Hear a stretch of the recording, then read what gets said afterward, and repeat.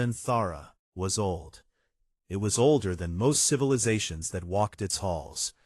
It floated in the pale light of a dying white dwarf star, and its metal corridors stretched for thousands of kilometers in every direction. Millions of alien beings lived and worked inside it.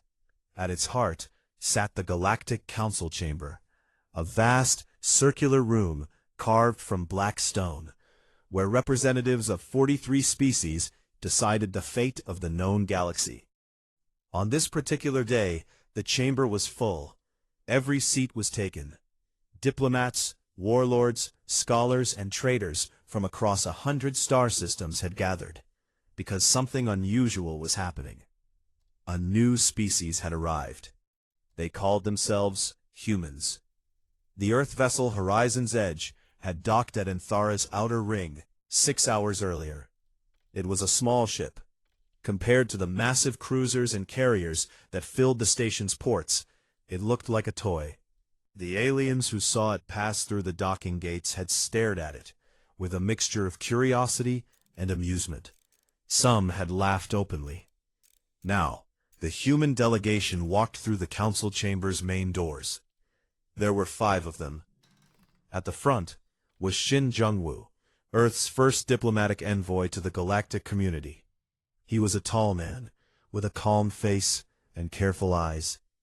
He wore a simple dark suit with a small Earth flag pinned to his chest. Behind him walked Captain Han Do-yoon, the commander of the Horizon's Edge. Do-yoon was broad-shouldered and quiet. His eyes moved constantly, studying the room, measuring exits and distances out of habit. Beside him was Park So-mi, the ship's chief science officer. She was small and sharp, and she had spent the last 3 years learning alien languages from intercepted transmissions. Next came Yoon Tae-ho, the tactical commander.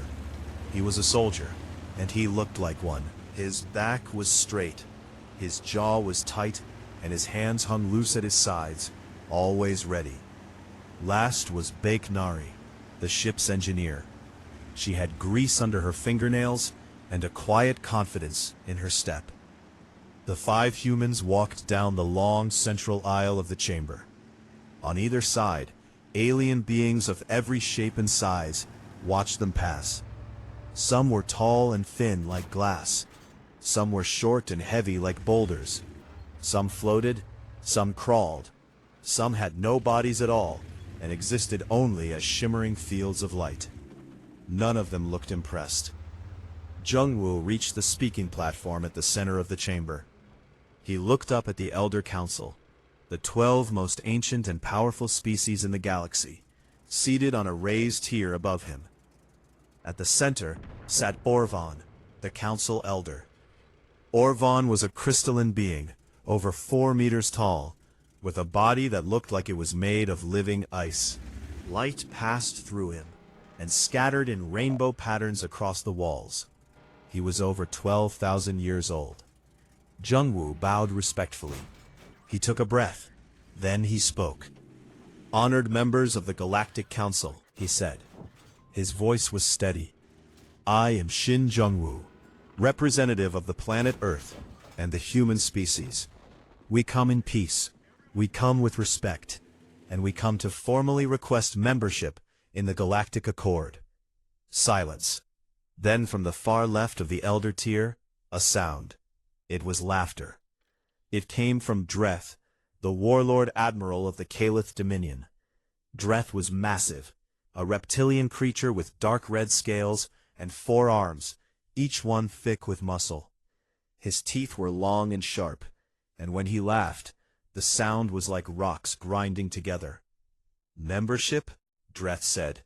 He leaned forward, his yellow eyes fixed on Jungwoo. Your species is barely 300,000 years old. You only just learned to leave your own planet.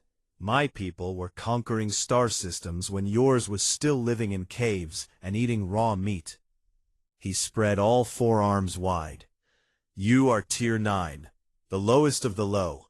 You are not even civilized by our standards, and you want to sit with us?" More laughter filled the chamber. Not all of it was cruel. Some of it was simply the sound of beings who genuinely could not believe what they were hearing. To them, it was like an insect asking to join a council of gods. Somi's hands tightened at her sides. Teho's jaw clenched. Nari looked at the floor, then back up, her eyes hard. Doyun did not move. He simply watched. Jungwoo did not flinch. He waited for the laughter to die, and then he spoke again. "We understand that we are young," he said. "We understand that we are small. But we believe that every species, regardless of age, has something to offer. We ask only for a chance." Orvan raised one crystalline hand, and the chamber quieted. He looked down at Jungwoo with something that might have been pity. "Your request is noted," Orvan said.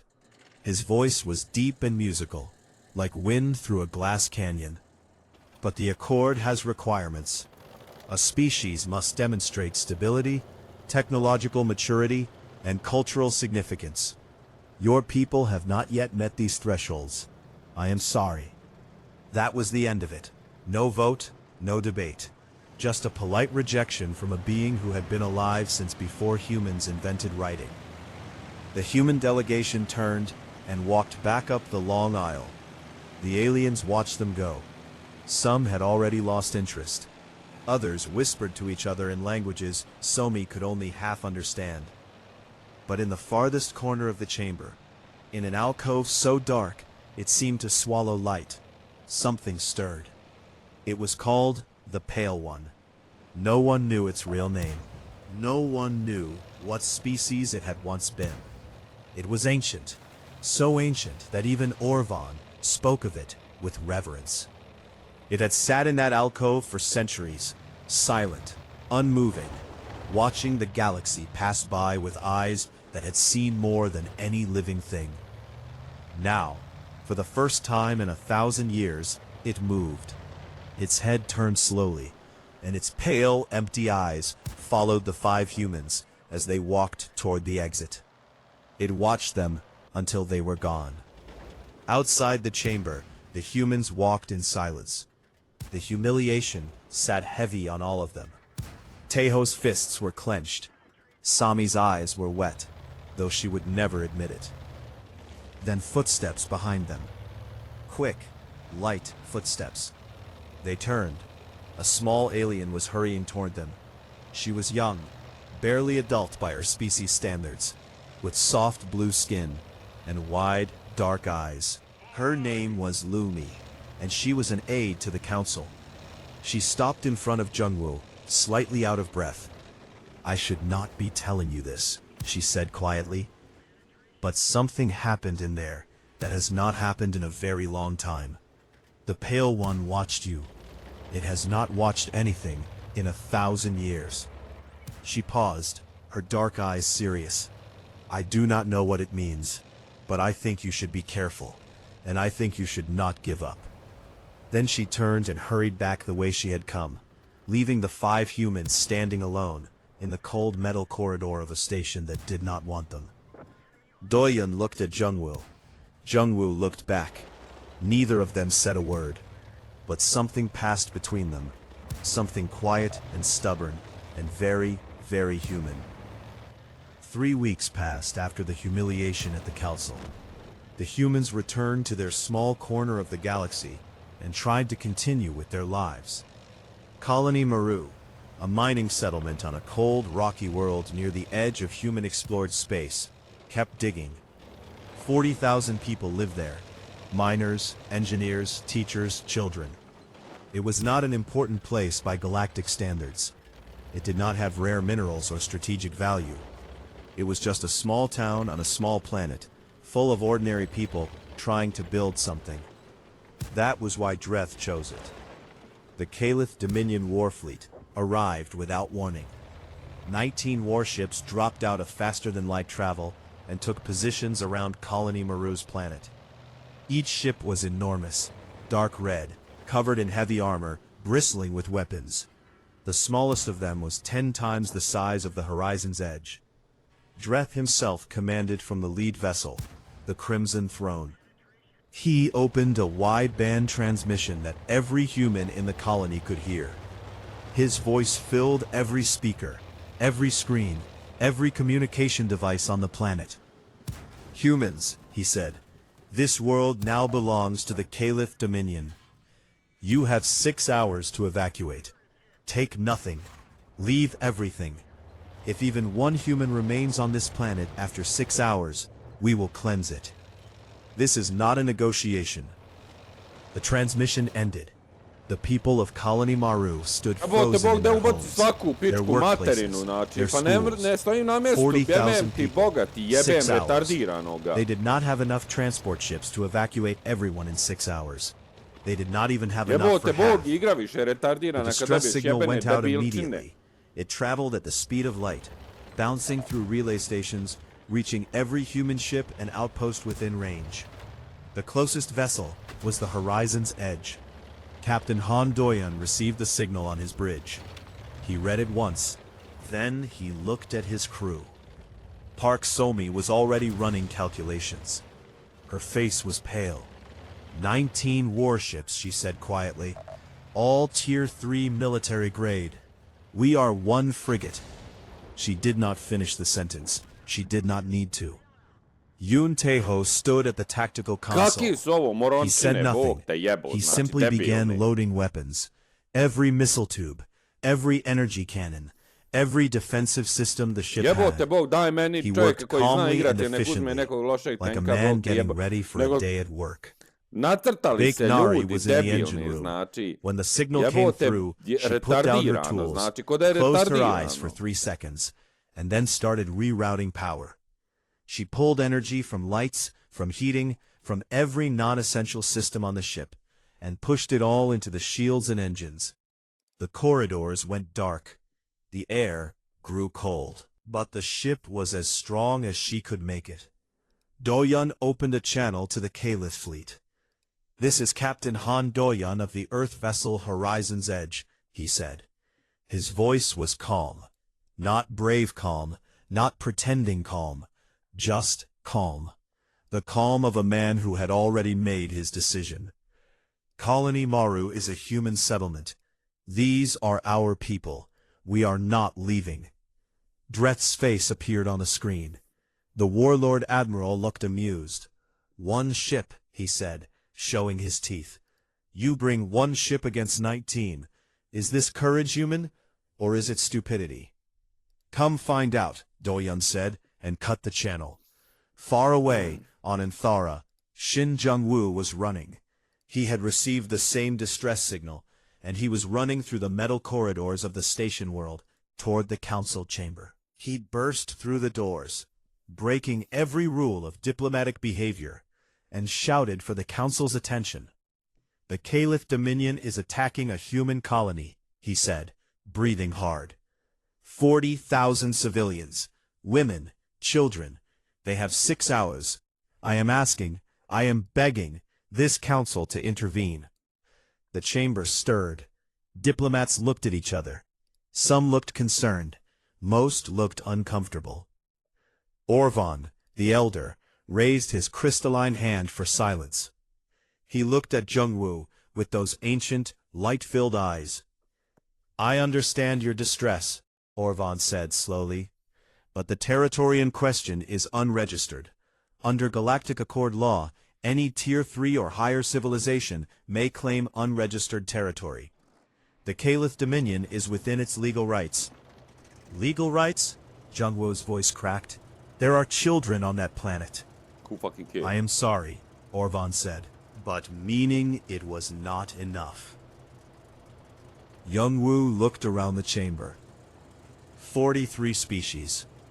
Hundreds of diplomats. Thousands of years of civilization. And not one of them would help. Of course. Then Who the fuck the are shadows you? moved. Who the fuck do you think? From the dark alcove in the farthest corner of the chamber, the Pale One spoke. Its voice was not loud. It was barely above a whisper. But the moment it spoke, every being in the chamber fell silent. It was the kind of silence that comes from deep, ancient fear. The silence of creatures who know they are hearing something that matters. I have seen this before, the Pale One said. Its voice was dry and old, like wind over dead stone. I watched the Vren do this. They found a young species. They pushed it. They thought it was weak. The Vren are gone now. I watched the Solhari do the same. They are gone too. I watched the Yithkai. Gone. All of them gone. The Pale One's empty eyes swept across the chamber. Do not provoke the humans. The silence that followed was absolute. Orvan stared. Lumi, standing near the back, felt the hair on her arms rise. Several diplomats looked at each other with something new in their eyes. Not concern, but the first small seed of fear. Then, from the holographic link on the far wall, Dreth's laughter filled the chamber. He had been listening. His image flickered, massive and red, and full of contempt.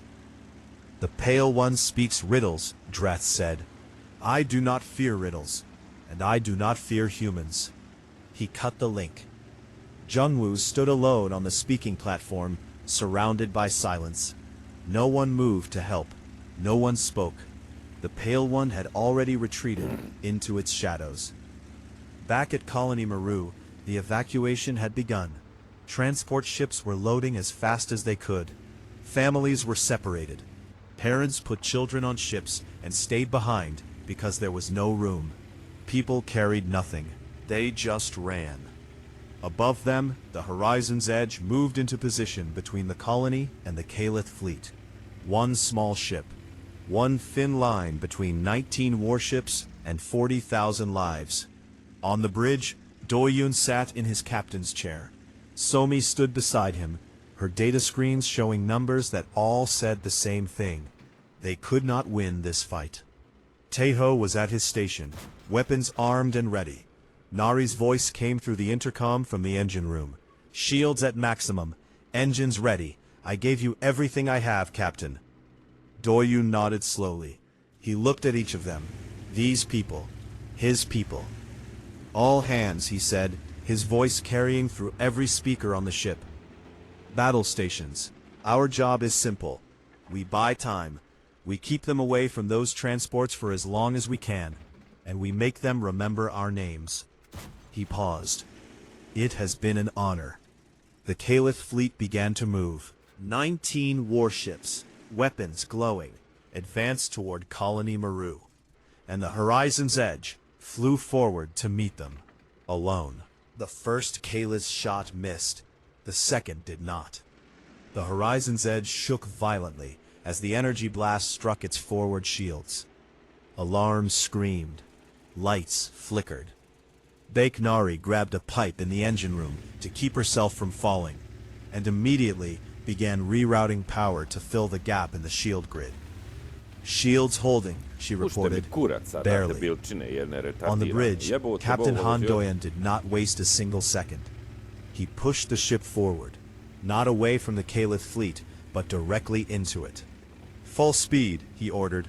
Take us right into their formation. Park Somi looked at him. Captain, that will put us inside their weapons range. It will also put us inside their formation, Doyen said. They cannot fire their heavy weapons without hitting each other. Close range is the only chance we have. It was insane. Every tactical manual in the galaxy said that a smaller ship should keep its distance, use speed, stay mobile. No one flew into the middle of a superior fleet. It was suicide. Doyun flew into the middle of the fleet. The horizon's edge dove between the massive Caliph warships like a bird flying between mountains. Yun Taeho fired everything, missiles, energy cannons, point defense guns, in every direction. At this range, he could not miss. Neither could the Caliph, but every shot they fired at the horizon's edge risked hitting their own ships. The Caliph formation broke apart in confusion. Dreth roared orders from the Crimson Throne, but his captains were panicking. They had trained for fleet battles against other fleets. They had not trained for a single ship diving into their ranks like a mad animal. 2 Caliph ships collided trying to get a clear shot. A third took a missile from Taeho straight through its engine section and began to drift, burning. The galaxy watched. Every species with sensor stations in the region picked up the battle data. On in Thara, the council chamber's central display showed the fight in real time. Hundreds of alien diplomats stood in silence, watching a single Tier 9 frigate tear through a Tier 3 warfleet. Orvan's crystalline body flickered with light, a sign of strong emotion in his species. Lumi stood near the back of the chamber with her hands pressed against her mouth, her dark eyes wide. But the numbers were still the numbers. 1 ship against 19, now 16, after the damage Doyen had done, was still impossible. The Horizon's Edge was taking hits. Each one cost them something. A weapon array, a shield section, a piece of hull. Then a direct hit struck the engine room. The blast threw Nari across the room. She hit the far wall hard and tasted blood. Around her, the main engines died. Power dropped. The ship slowed, then stopped. She pulled herself up, looked at the damage, and felt her stomach drop. "Captain," she said into the intercom. Her voice was steady, but quiet. "Engines are gone. I cannot fix them. Not in time." On the bridge, Doyun closed his eyes for 1 second. Just one. Behind them, the evacuation transports were still launching from Colony Maru. Thousands of people were on those ships.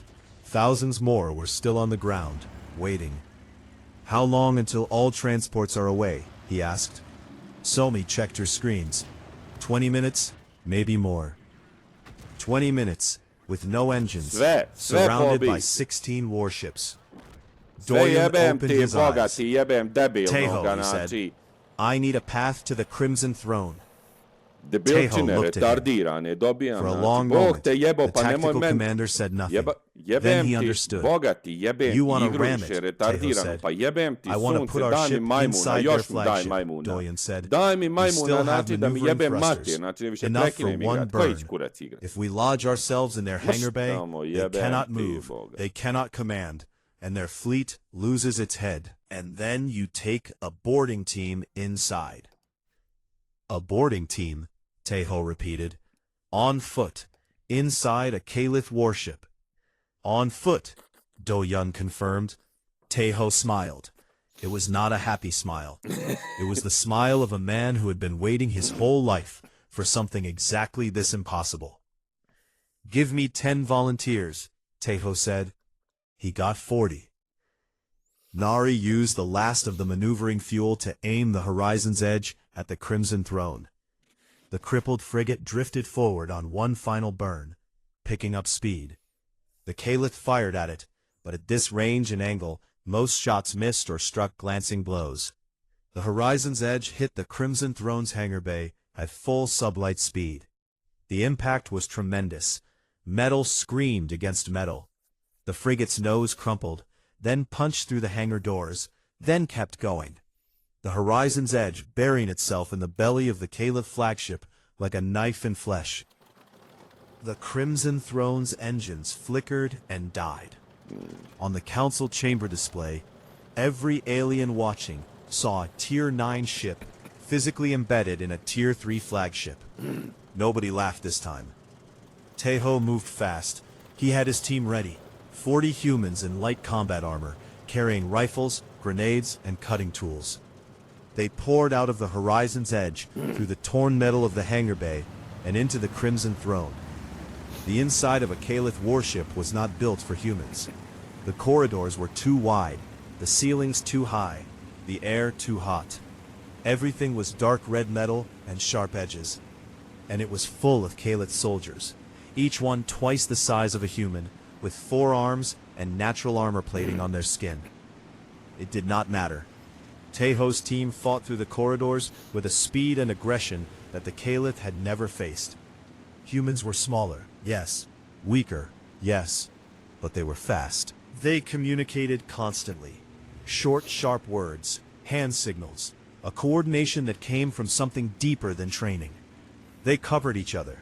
They pulled wounded comrades to safety. When one human fell, 2 more stepped forward. The Caliph fought back hard. They were warriors. They had conquered dozens of worlds, but they had never fought anything like this. The humans did not stop.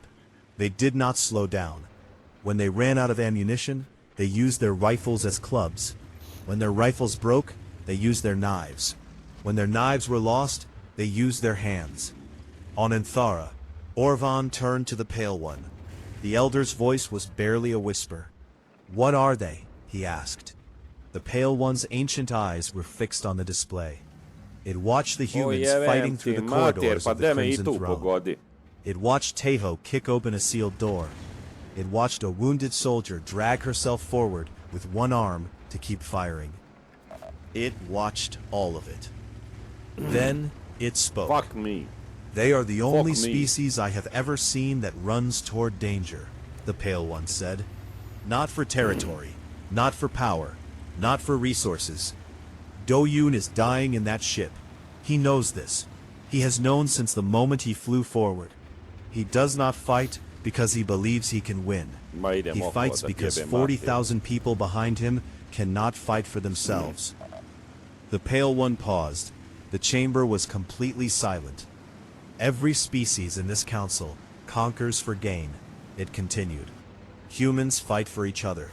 A human will die for a stranger, not because the stranger is valuable, not because there is a reward, simply because the stranger needed help and the human was there. I have watched this galaxy for longer than any of you can understand.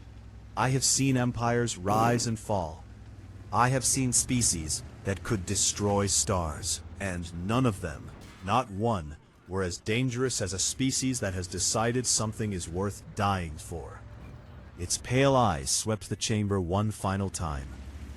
"That is why I told you not to provoke them, because once they decide to fight, nothing in this galaxy will stop them." On the Crimson Throne, Teho's team reached the bridge. The doors blew open. Kalith officers turned, weapons raised. Teho stepped through the smoke. Dreth was standing at the center of his own bridge, all four arms raised, teeth bared. But his eyes, those yellow predator eyes, held something new. Something he had never felt before in his long life of conquest and war. Fear. Teho raised his rifle. "You're done," he said. "The silence after a battle is a strange thing. It is not peaceful. It is the silence of broken metal floating in space, of fires burning without oxygen and dying in seconds, of bodies drifting in the dark. It is the silence of things that will never be fixed." The Battle of Colony Maru was over. The Kalith flagship Crimson Throne drifted in orbit, dead and dark, with the horizon's edge still buried in its belly like a broken spear. The remaining Kalith warships, 12 of the original 19, had retreated in disorder the moment their flagship went silent. Without Dreth's commands, without their command ship, the fleet had no direction. They ran. Below, on the surface of Colony Maru, a last evacuation transports lifted off. Every single civilian made it out. 40,000 people, all of them alive. The cost was something else. The horizon's edge was destroyed. Not damaged, destroyed. Its hull was torn open. Its engines were dead, and most of its internal systems had been crushed in the impact with the Crimson Throne. 23 crew members were dead. 11 more were critically wounded. Captain Han Doyun was among the wounded. The impact had thrown him from his chair and slammed him into the forward console. His spine was fractured in 2 places. When the medical team pulled him from the wreckage, he was conscious but could not feel his legs. He looked up at the medic working on him and asked only one question. "Did the transports get out?" "All of them, Captain." Doyun closed his eyes and said nothing more. Park Somi had coordinated the entire evacuation from a damaged console with half her screens dead. She had tracked 40,000 civilians, managed transport schedules, calculated escape routes, and communicated with panicking colony officials, all while the ship was being torn apart around her. When the battle ended, she sat down on the floor of the bridge and stared at nothing. She had not slept in 4 days. A medic found her 20 minutes later, unconscious. Her body had simply stopped. Yoon Taeho's boarding team held the Crimson Throne's bridge. Dreth was a prisoner, disarmed, bound with magnetic restraints, and sitting in the corner of his own command center, with the bitter expression of a predator who had become prey. He said nothing. He did not need to. His silence said everything. Baek Nari crawled out of the engine room with burns on her arms and a deep cut across her forehead. She stood in what was left of the horizon's edge and looked around at the wreckage. This had been her ship. She had known every pipe, every wire, every vibration of its engines. She had loved it the way some people love their homes. It was gone. She wiped the blood from her face, and something in her eyes changed. Not sadness, something that looked a lot like a decision. The footage of the battle spread across the galaxy faster than light itself. Sensor data, visual recordings, communication intercepts, all of it was transmitted, copied, shared, and watched by billions of beings on thousands of worlds. They saw one small ship fly into a fleet of 19. They saw it fight. They saw it ram a flagship. They saw humans, small, soft, short-lived humans, board a Caliph warship on foot and take it. They saw a Tier 9 species defeat a Tier 3 empire. The reactions were not all the same. Some species were inspired. The Fenari, a small peaceful civilization that had been bullied by the Caliph for centuries, held public gatherings to watch the footage. Fenari children drew pictures of the horizon's edge.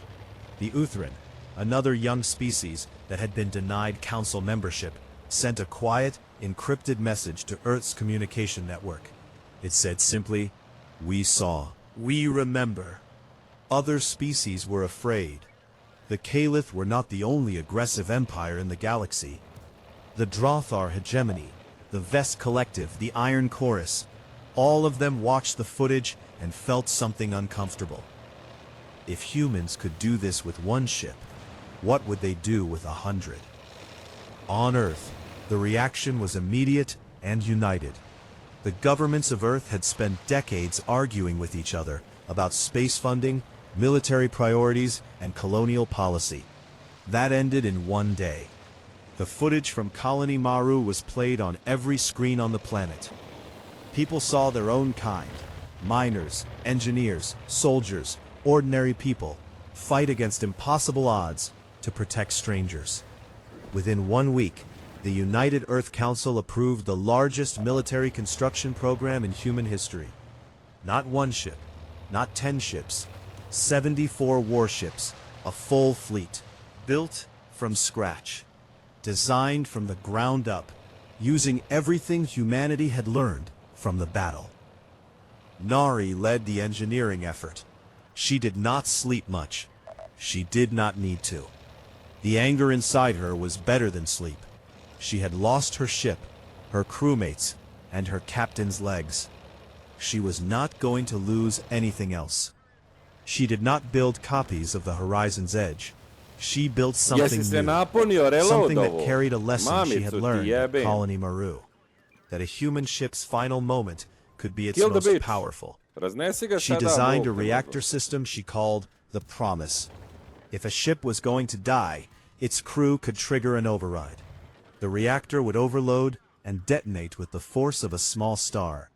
Every human ship would carry the Promise. Every human ship, in its last breath, would become a weapon.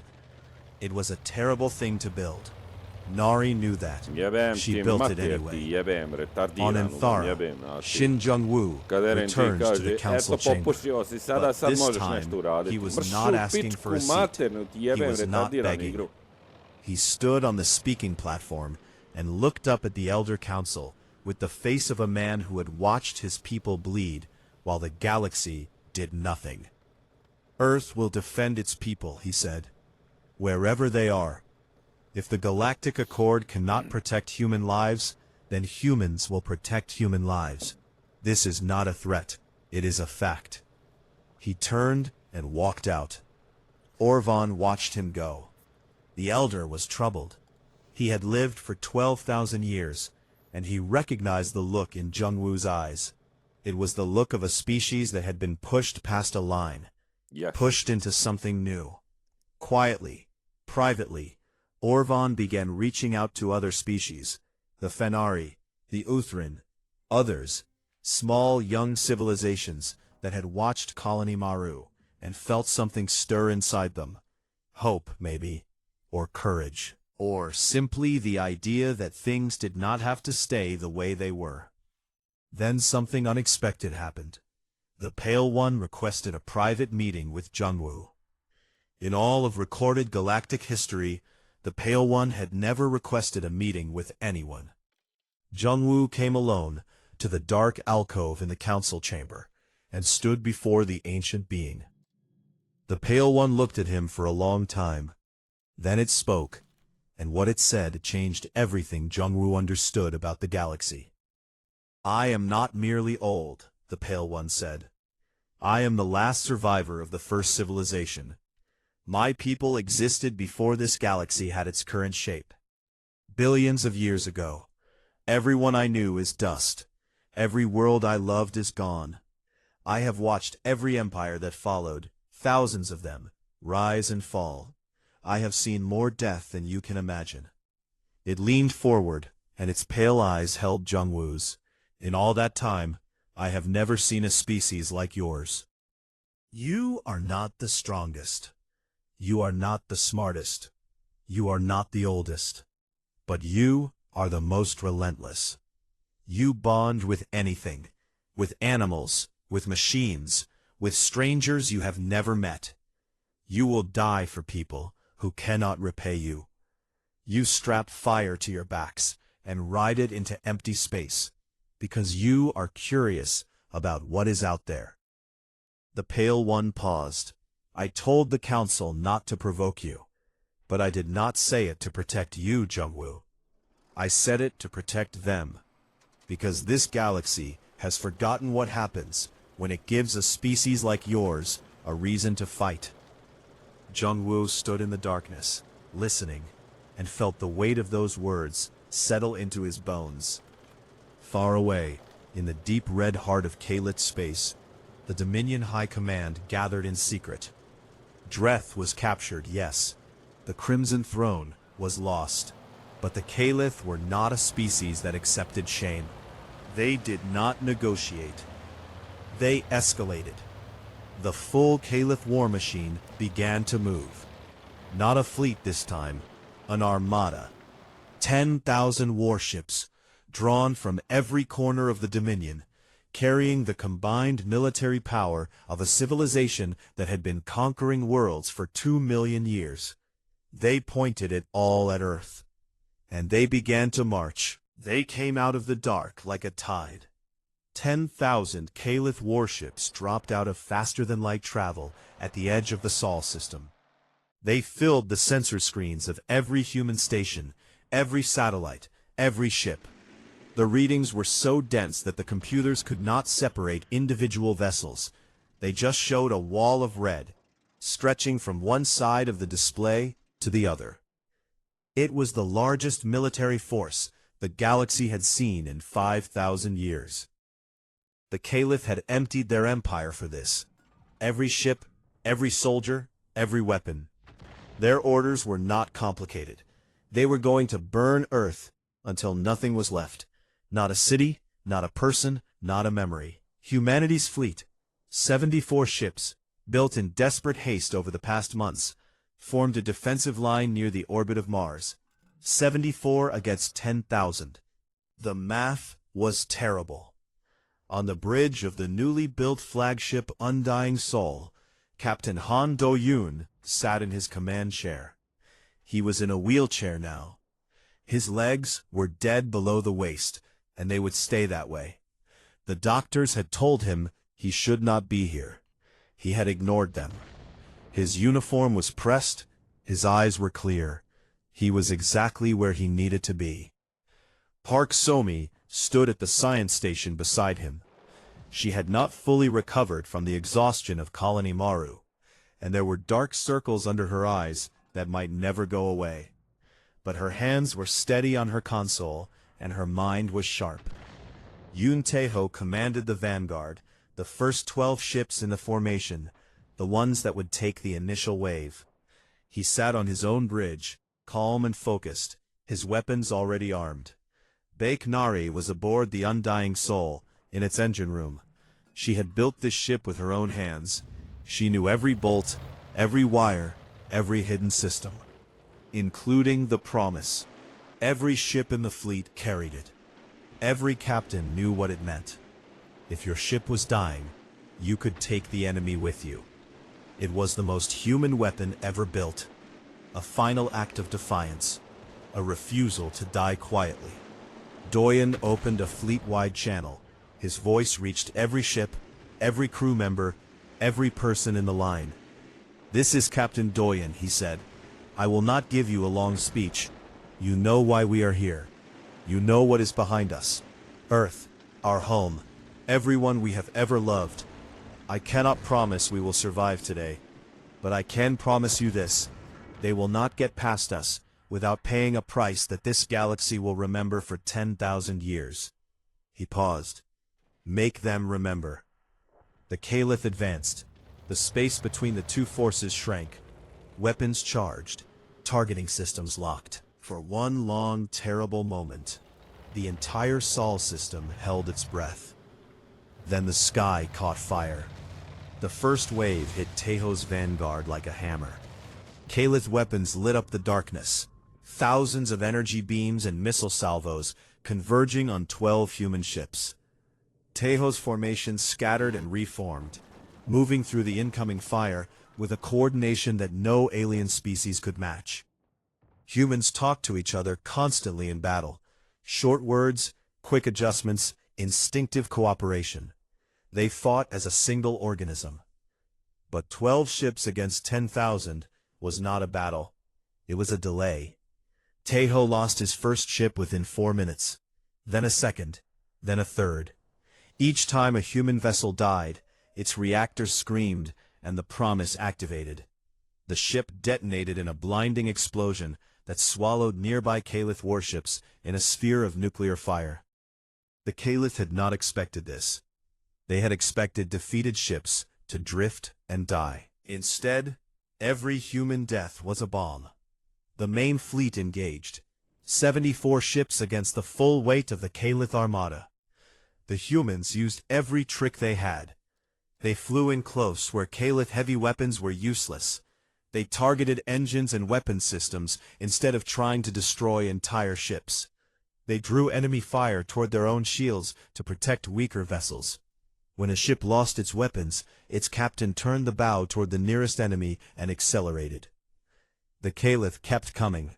For every ship they lost, they had 100 more. The human fleet was being ground down. 60 ships, 50, 40. Each loss triggered the Promise. Each explosion took Caliph ships with it. But the numbers were overwhelming. On the Undying Soul, Nari reported damage after damage. Shields failing. Hull breaches on decks 4 through 7. Port weapons array destroyed. She patched and rerouted and repaired with her bare hands, pulling cables through burning corridors, welding hull plates while the ship shook around her. Somi tracked the battle on her screens. The data told a simple story. They were losing.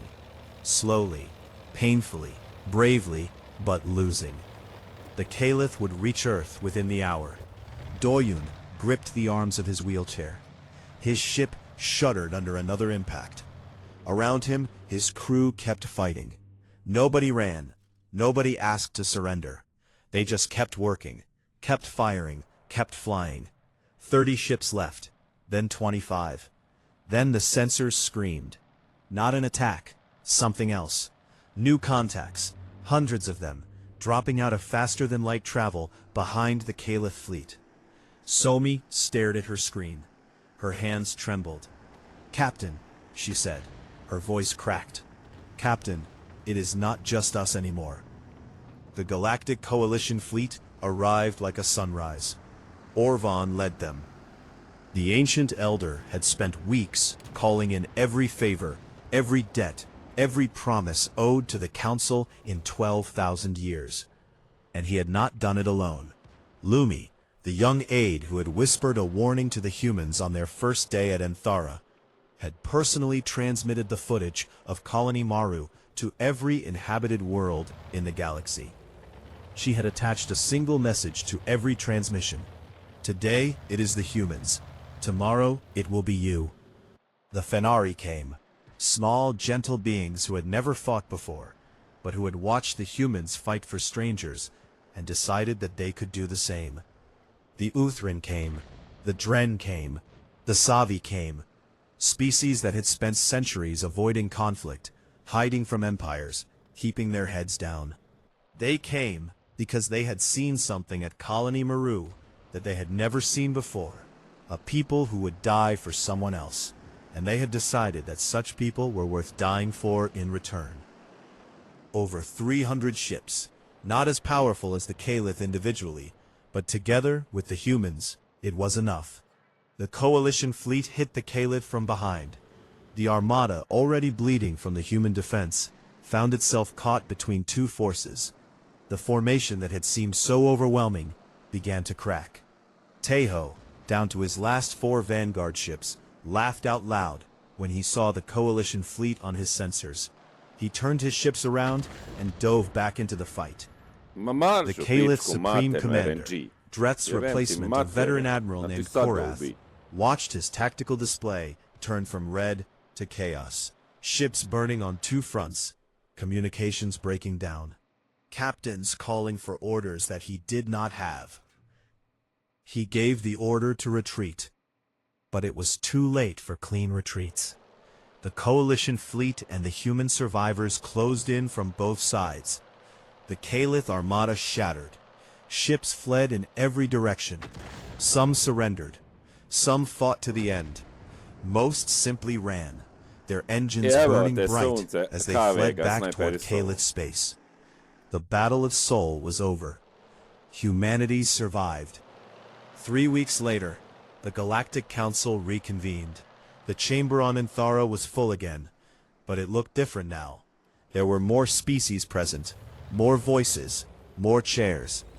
And in the front row, in a seat that had not existed before, sat Shin Jungwoo. He was bruised. He was exhausted. He had not slept properly in weeks. But he was there. Behind him, a holographic display showed the undying soul floating in orbit above Earth, surrounded by coalition ships from a dozen different species. They floated together in the blue light of Earth's sun, and they looked like the beginning of something new. Orvon rose. The Elder's crystalline body glowed brighter than anyone had ever seen. The Galactic Council has voted, Orvon announced. By unanimous decision, the human species is hereby granted full membership in the Galactic Accord. He paused, and his voice carried something that sounded almost like pride. Not as Tier 9, not as newcomers, but as Tier 1, Protector species, the highest rank this council can bestow. For their courage, for their sacrifice, and for reminding this galaxy what it means to fight for something greater than yourself. The chamber erupted. Hundreds of species, cheering, clicking, humming, flashing, every form of applause the galaxy had to offer. Jungwoo sat in his chair and breathed. In the back of the chamber, in the dark alcove where it had sat for centuries, the Pale One watched. And, for the first time in living memory, for the first time in longer than any being in that room could count, it smiled. The chamber slowly emptied. Diplomats filed out. Aides cleaned up datapads and holographic projectors. The lights dimmed. The Pale One sat alone in the quiet. I told them not to provoke the humans. It said softly, to no one. They never listen. They never do. It closed its ancient eyes. But perhaps this time something good came of it. And in the silence of the empty chamber, surrounded by the shadows of 12 billion years, the Pale One rested. Outside, Earth turned slowly in the light of its star, small and blue, and impossibly stubborn. The home of a species that the galaxy had laughed Yeah, at, right. underestimated, attacked, and nearly destroyed. A species that got back up every single time. And for the first time in a very long while, the galaxy felt a little bit different, a little bit braver, a little bit more human.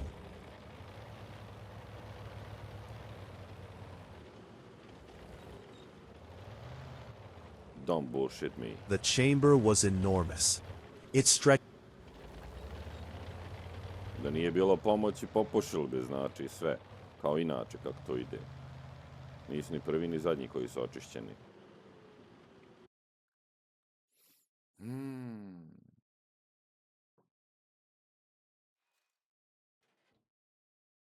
Da ga čvaknemo jednom u ćošak. I onako imamo promašaja, znači, bože.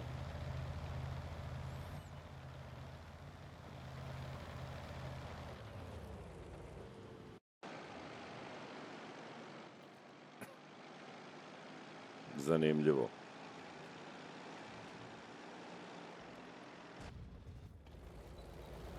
Kritikal, naravno, samo kritikal, nema damagea. Jebote, sunce te jeblo, znači, igra. Ne može ga pogoditi, jel? Nema šta, idemo zauzeti bazu, jel? Ajde ba, KV2, sad se zaleti, jel?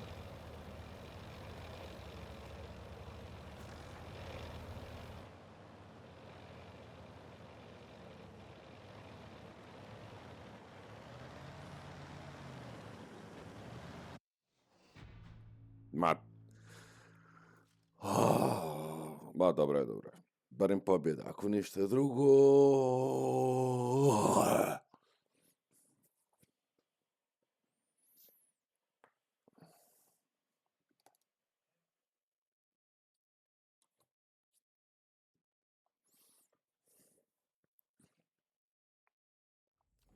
Jer ništa drugo i ne moguš da uradiš. Znači, jebote Bog, znači, artiljerija je u posljednje vrijeme kurčina debilna. Ne možeš ništa uraditi. Ne možeš ništa uraditi. 11-2-0. Ne znam odakle 400 damage-a kad piše 2-0, jebote Bog te jebo.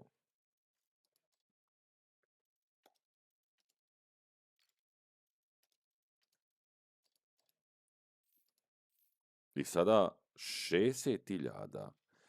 Da uzmemo jedan bačimo ga.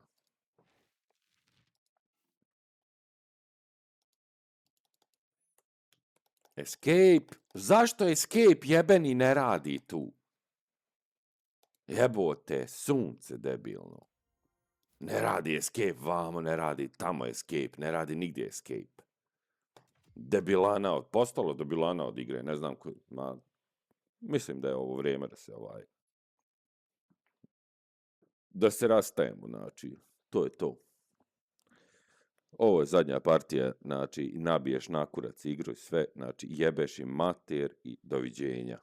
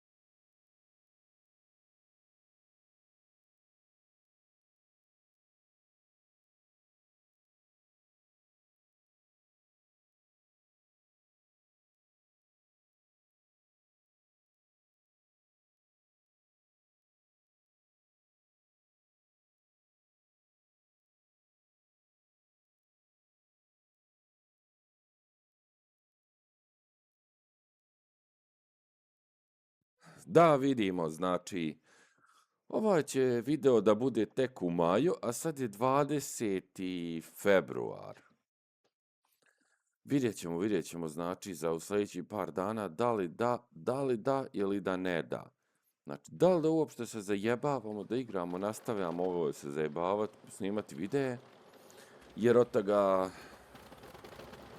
Mislim šta ja radim, samo bacim i sve način na YouTube, samo da se vidi kakvi sam imao dobrih situacija, kakvi sam imao loših situacija. Ali mogu reći, znači, da generalno, znači, pored dobrih i loših, više loših situacija bude. Znači, šta god da se pokuša da se uradi, da se radi, da se pokuša nešto. Znači, ne zavisi od mene, zavisi od RNG-a. Znači, dosta tih stvari zavisi od RNG-a. Naciljaš čovjeka maksimalno, znači, ne možeš ni da ga pogodiš, a kamoli da jebeno probiješ. Znači, nabiješ na kurac više takvu igru. Ali šta ćeš, takav nam je život, tako je sve došlo sada u ovoj godini. Znači, 26. će biti presudna godina za sve. I uskoro nećeš imat ništa. Znači,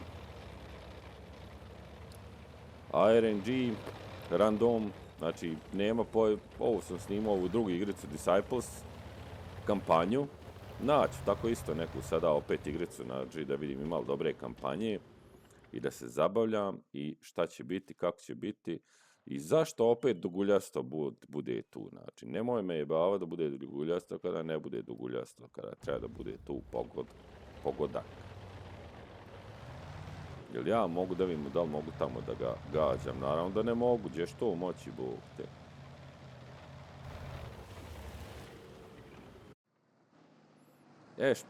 Znači ovo, kroz sredinu, tako smo malo prije isto, bila je partija prva. Svašta. I ovoga nabiše. Škoda T25, Jackson.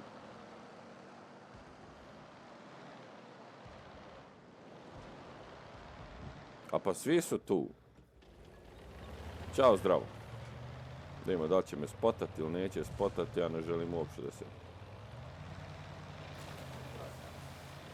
zajebavam. Znači, gotovo je to. Svi su napali s ove strane, tamo s druge strane ako se nešto napravi. Ćao, zdravo. Mislim, odmorit ćemo malo, znači malo duže vremena. Ovo je već postaje debilana.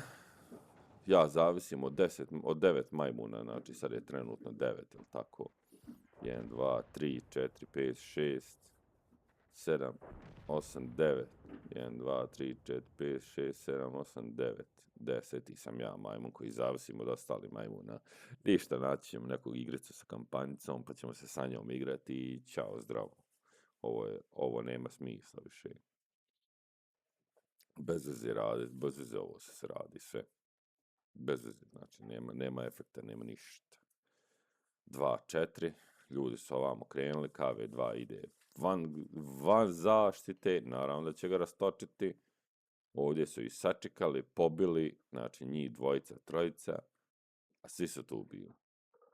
Jackson se vozika, Su-100 M1, znači ne znam šta čekaš, prođeš, nabiješ, ideš dalje ganjati artiljeriju, kockicu njihovu. Ovo jutro je kod mene jutro 10:30, kod njih je noć, ne znam, nija back to garage. Da vidimo, znači nema, ovo je batali više.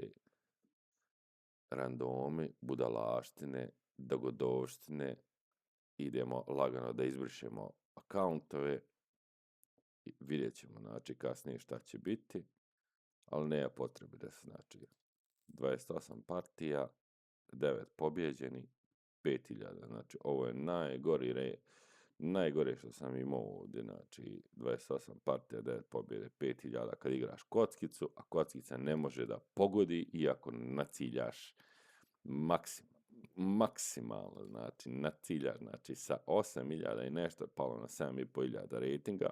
Zašto? Zato što jebeni RNG kaže duvaj ga, zato što sam im tražio da mi vrate pare za tenka, koji jebe. I treba tako, hvala lipo, doviđenja, razguli, jebote sunce više i jebate igra. Debilana. Ništa, naćemo nešto novo. Ćao.